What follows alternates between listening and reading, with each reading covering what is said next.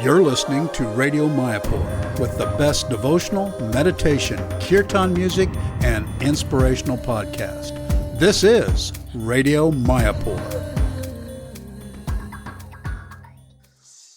Hare Krishna. Welcome to everybody. I'm Gangadas, the host for Radio Mayapur.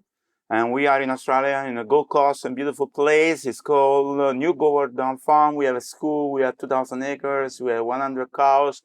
We have lots of devotees, and we have a lot of nice places. It looks like a paradise. It's a beautiful place. I got stuck in 2022 when there was a COVID for 1 year here.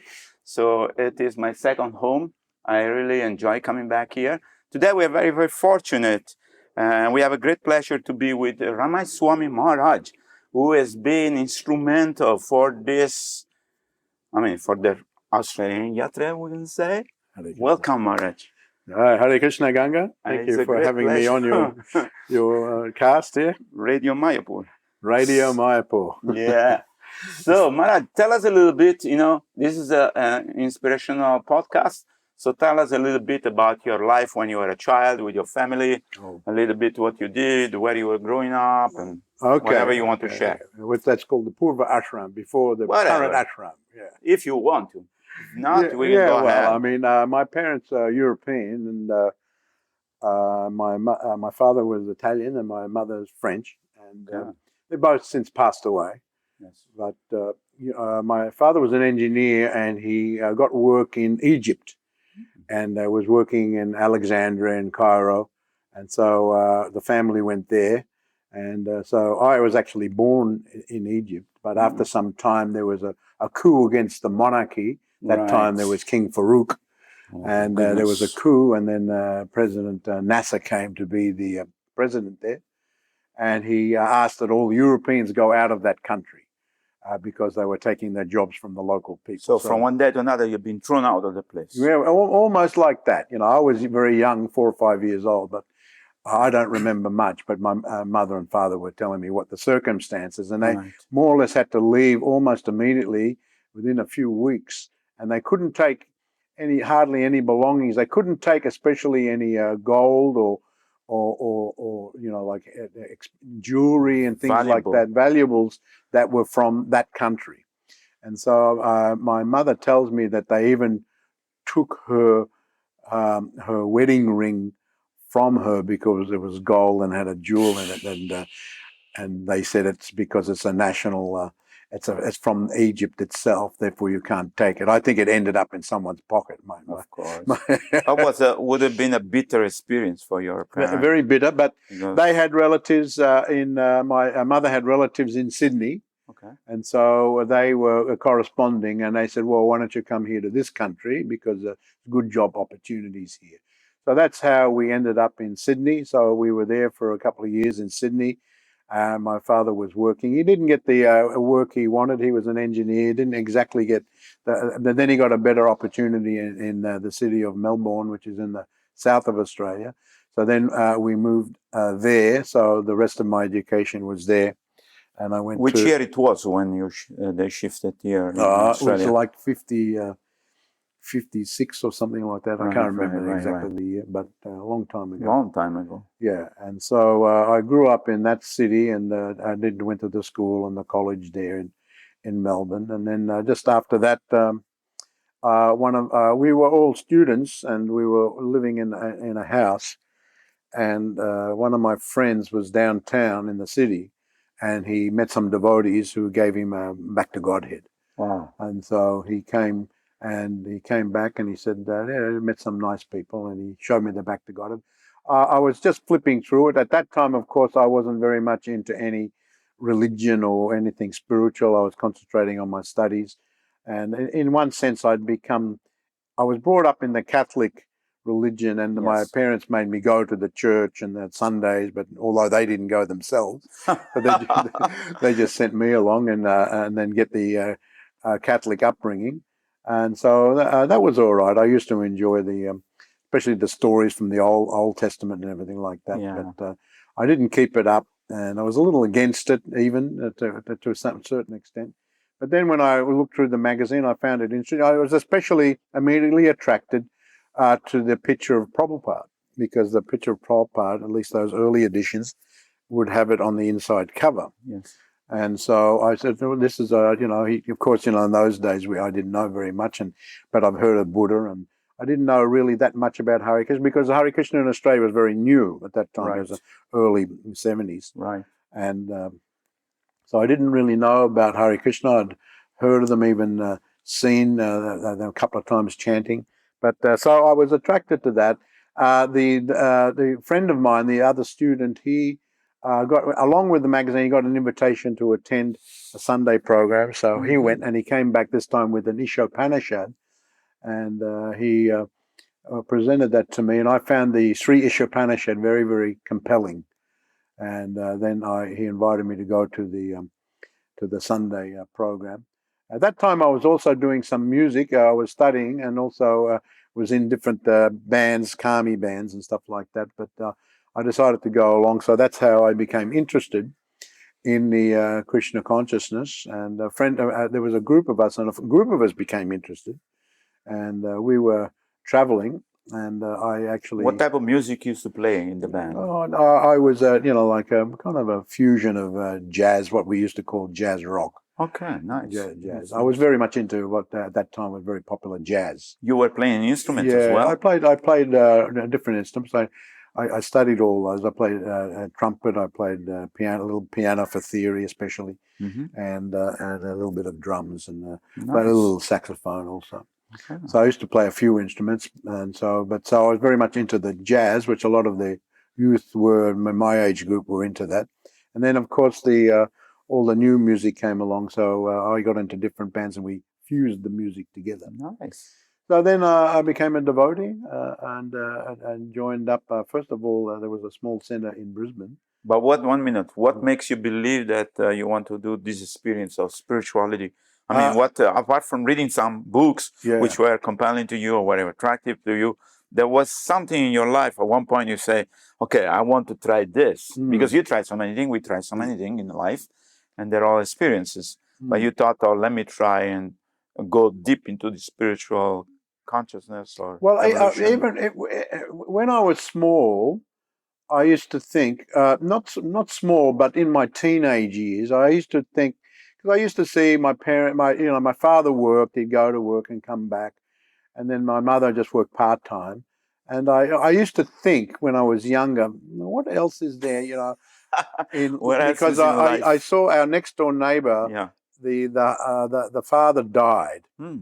Unexpectedly had a heart attack, and he died. And I was just thinking, what else is there besides going to the work and then coming home in the same routine all the time, every day, doing different things. And our parents used to take us here and visit the relatives. And I thought, well, what else is? So I used to think like that from an early age. Right. And I never really got into many illicit activity. I mean, I remember trying a cigarette when I was 11. Just a friend of mine just he got some cigarettes, and I had just a puff, and I just threw it. I thought it was horrible.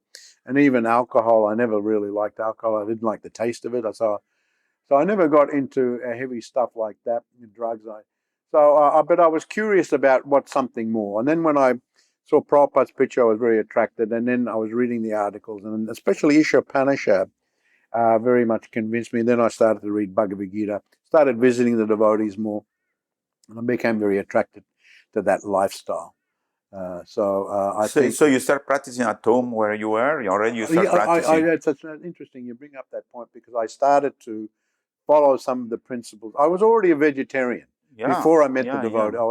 I decided for health reasons and for humanitarian reasons, not killing the animals. So I was already a vegetarian, probably at least a couple of years before I met the devotees. Nice. And a few of us were like that. It was a kind of a new thing back then, and so a few of us became, although we were very much the minority of society. Of course, and it was difficult when you get invited to someone's place for dinner. They didn't know what to cook for you. And I found I'd get less and less invitations. Yeah, because also you say, oh, I cannot eat this, I cannot eat that. What the hell you eat? So they didn't like to invite me anymore. They just make some carrots or something. You got a rabbit? There's nothing to eat. They didn't know what to make. So I'd be over the side when everyone was having their big dinner. I would be over the side chewing on some carrots.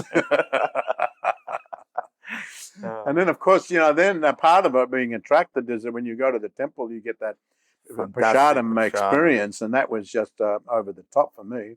So then I started to follow some of the things. I started to do some chanting and got some of the recipes how to do some cooking. Nice. And so on and so forth. But I continued on and in outside life, and I used to just visit. And then I kind of joined up. I lived for a little while in Brisbane, and I left there and I decided, well, I'll go back to where I grew up a little bit more in Melbourne, and then I'll join the temple there. I made a conscious decision that this is especially based on the philosophy, I think. Based on the philosophy. Right. And that temple was established by Srila Prabhupada himself. No, this was before that temple. But the deity, the Murti was the deities, Prabhupada came. So where was the temple at the time? When Prabhupada brought the deities? Yeah, that was in not the current temple. Okay. It was in a temple nearby. Okay. Nearby our place now, and it was in a place called St Kilda. And that was a rented place. Right. And at that time in Australia, it was the early days, and Hare Krishna movement was only been around for 1 or 2 years. Right. So we never had any money practically. So we were just renting places. In Sydney, we were renting. But basically, it was just original was Sydney. A little while after was Melbourne, and then Brisbane came, and then a few years later Adelaide. So, but mainly in Sydney and Melbourne were the two. And then Prabhupada brought both those deities, Radha Gopinath for Sydney and Radha Ballabha for Melbourne, and he installed them in just rented places. Yeah. And then later on, of course, we got permanent temples for Radha Gopinath and Radha Ballabha in Melbourne. Nice. So, and then Prabhupada himself came, and then we were able to go and see Prabhupada. And he was speaking at different places, and I thought that was just when I actually saw Prabhupada. I thought, wow, just such an amazing personality, that I was totally convinced, and I wanted to take initiation straight away. On the spot. Go there and get initiation. He's my man. Yeah, so that was the early days. And of course, I grew up and in the ashram and living in the ashram. And I remember one of the times I came to the temple, I was just visiting, almost on the ready of joining. And they said, look, after the Sunday program, they said, can you help wash the dishes after today's program? And I thought, when you're at home, wash the dishes means a few dishes you wash. Yeah. But then they led me out the back, and it was after a Sunday feast. 150 and it was like a big mountain of pots, and they were all black from cooking and everything like that. And it was just me, and I asked them, is someone going to help me here? I couldn't believe there was a big mountain. And then the devotee just said, yeah, we'll send someone, but no one ever came. So I was there for like 3 or 4 hours. I was covered in black because the pots were black, and no one ever came. But that was hard work, but I was very blissful. But so I did some temple duties in the beginning, not for very long, and they more or less the devotees they sent me out on Sankirtan. In those days, we just used to do Harinam all day, and then just giving out some Back to Godheads, and we didn't even. I don't think we had Bhagavad Gita yet. I'm not sure. I think we had the little Macmillan, not the Macmillan, the penguin. There was a little penguin Bhagavad Gita. And so we were just standing on the street chanting all day, and then you'd switch over. Then you'd distribute the books and the invitations, and then someone else would chant, and then you'd switch over, and then we'd go all day like that. Later on, then I was, of course, brahmachari and going out for book distribution. So early years were like that. Then I was sent to New Zealand. I was in New Zealand for a couple of years in Auckland, and to help out with the temple situation. The devotees who were there had left the temple and formed their own group. They later became known as the Hari Bols. And so the deities, that Prabhupada brought those deities of Radha Giridhari also to Auckland. And so they said, we're leaving, we're forming our own group, so you better send some devotees to look after the deities in the temple. So we did, and I was in that batch that went there. So I was there for a couple of years there, and I was traveling around doing book distribution. I was also, they asked me to be the vice president there. And then the Adelaide temple needed a temple president, so I went from there to be the temple president in Adelaide. So more or less I've been temple president as a brahmachari temple president in all the temples of this area. Sydney, a couple of times in Sydney and Melbourne and so on. So then after some time, I came up here to assist here at New Govardhan. This was the early 80s. I took sannyas and 80. In which year you took 82 it was, Okay. 1982 I took sannyas.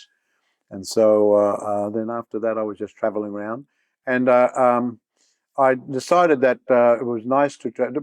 Previously, I'd got an old bus and in New Zealand was traveling around, and I thought, well, it'd be nice. I was inspired by Vishnu Swami, who had a bus, and with brahmacharis just traveling around, and I thought, oh, this is a wonderful life for a brahmachari. So I got an old bus and converted it and did it in New Zealand, and I did it in Australia. So I was doing that, and then, but every now and again, they would pull me in to be a temple president somewhere or something like that because the other one went away or some different reason. Obviously, you must have some quality, like leadership quality, to call you and say, okay, Maharaj, here, take up this project. Qualities, but somehow or other I got called into it.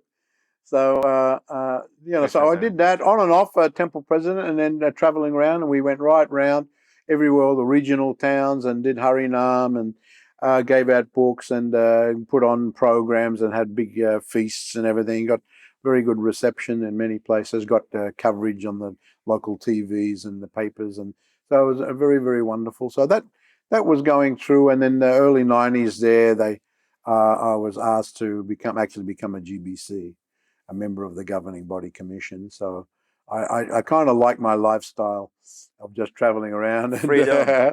But then they said, no, we need some assistance on that level. Yeah. So I agreed to that. So since then, I've just been traveling around. Now I've got overseeing here along with my co-GBC here, David Meadamaj.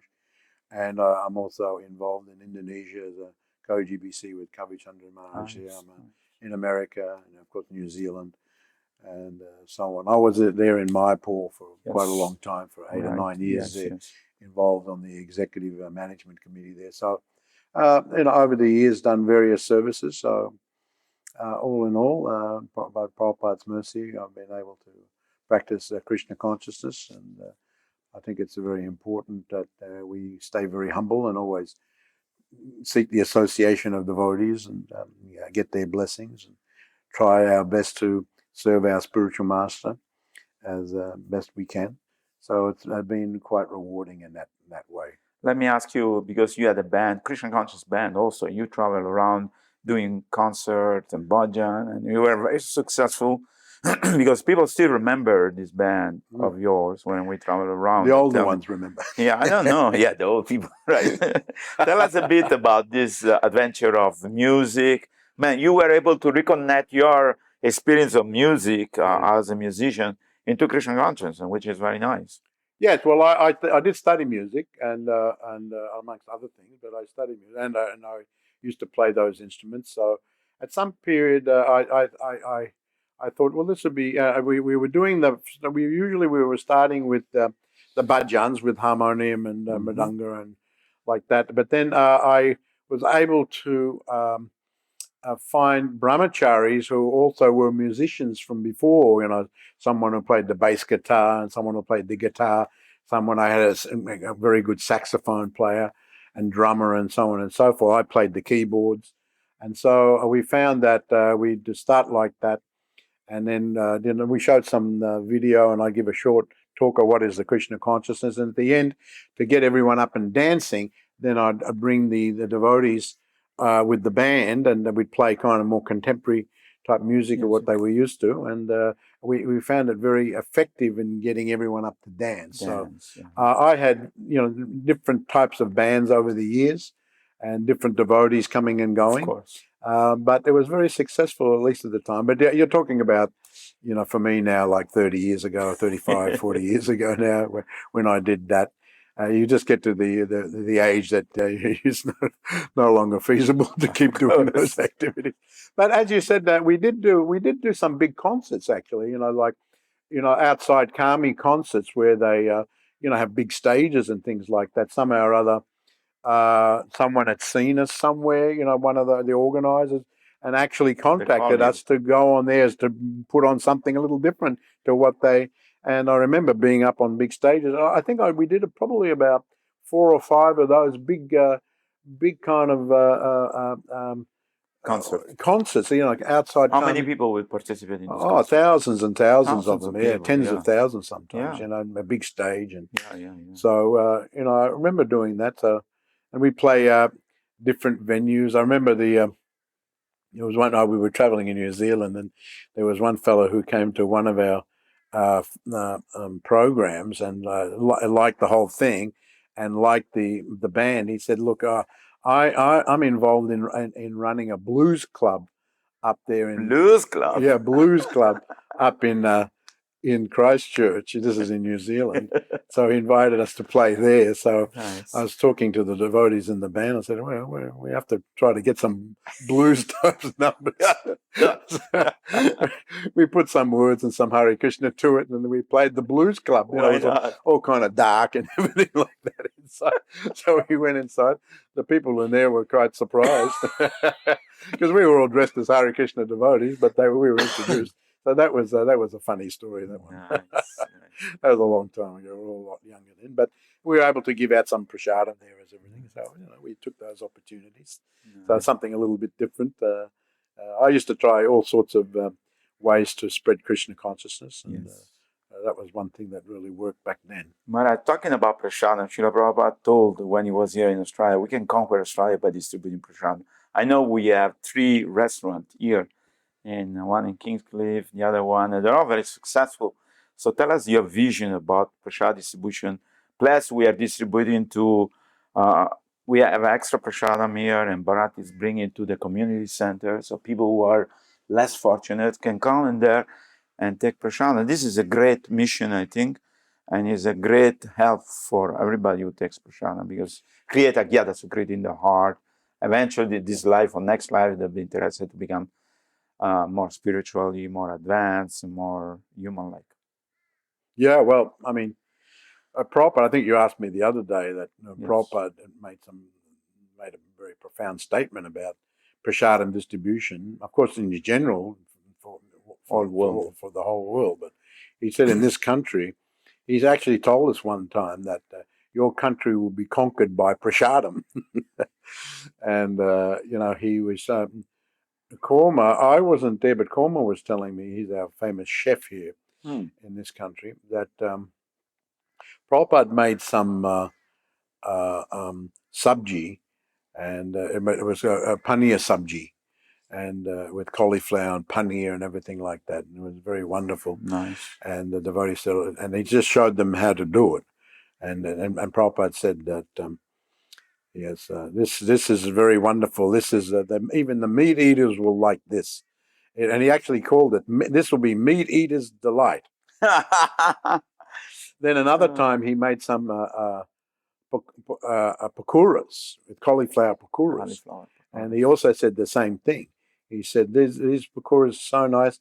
This the karmis will think this is like having the chicken. The chicken, you know how they have the fried chicken. Yeah. He said this will be better than that, but this is prasadam. So Prabhupada made some profound statement, and that statement about your country will be conquered. So he very much, as we know in our movement, Prabhupada very much stressed on prasadam distribution. And I remember being in Prabhupada's room in Melbourne, that every time we would bring some important person to meet, because Prabhupada had told us that when I come, please, I want to meet some of your leaders in this city. Country. So he was prepared to go and meet them, or they would come there. So we invited, one year I remember we invited some very important like ministers and things like that. And so, but Prabhupada always made sure at the end of the conversation that they would get prasadam. Yes. And even some would politely say, no, that's all right, I've already eaten. No, just take a little bit of fruit. So he was very insistent that they have some prasadam. Yes. And so he would, because, and later on he told us that nothing is complete until there's the chanting and then prasadam also. I believe there are videos of this meeting with all these people in Melbourne, in Prabhupada room there. And he strongly spoke to them about leadership and quality of the government and subject which were very attractive to them to hear. Yeah. And he was very sweet to them as well. Very sweet, and he could talk to anyone, anybody, any level. Anything, I remember one elderly Father Kelly came, and he later became Bishop Kelly, a Catholic priest, and he was one of the leaders in the church there. And he was around about the same age as Prabhupada, and maybe a couple of years younger. And Prabhupada, after the introductions and everything, and how are you? And he was just very cordial with Father Kelly. And then at one point he asked him, what is your age? And he said, oh, you're nearly my age, and we're around about the same age. How's your health? Everything all right? And then he just asked very, in a funny way, he said, how about your teeth? Do you still have all your teeth? You still have all your teeth? And we all laughed. And even he laughed, Father Kelly. He said, yes, no, I've still got all my teeth.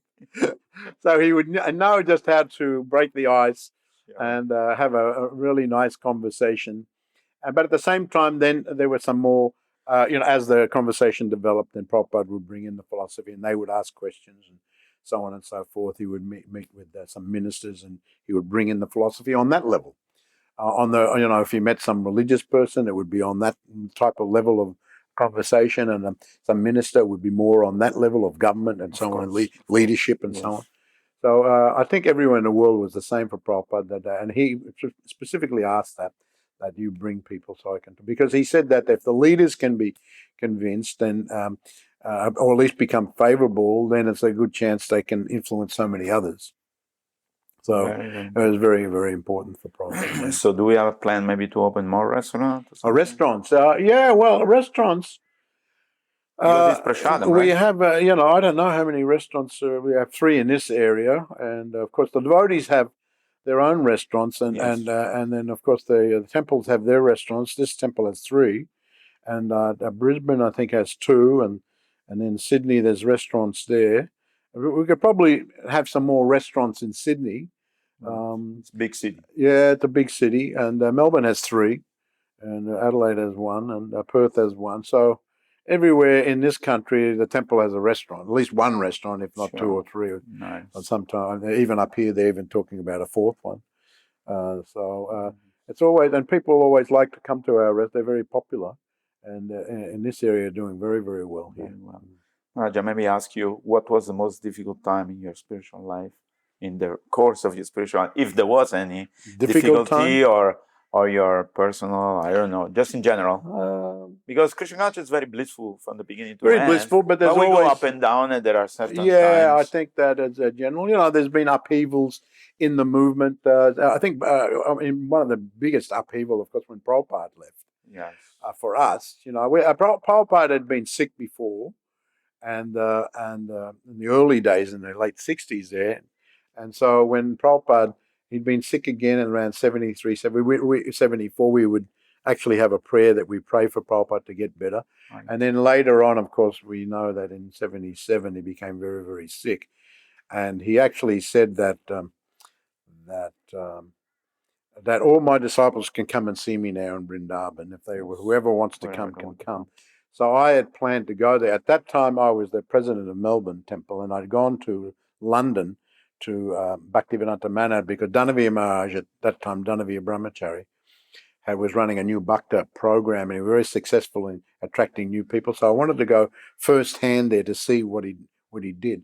And then I flew back, and then I was thinking that as soon as I get back, I'll fly over to Vrindavan to be with Prabhupada. But as I was flying back, and when I landed, the devotees told me that Prabhupada had already passed away. So that was one of my biggest regrets, that I could have gone, and I wanted to be with Prabhupada. But I worked out actually that as I was flying, Prabhupada had passed away. So I thought that's very inauspicious for me, that I'm on the plane and then my spiritual master is passing away from the world. We actually thought at the time that Prabhupada would get better, because he did get better previously. Yeah. And so but then when I landed, so I'd have to say that probably was it the greatest upheaval for me. Regret. What would you say is the most important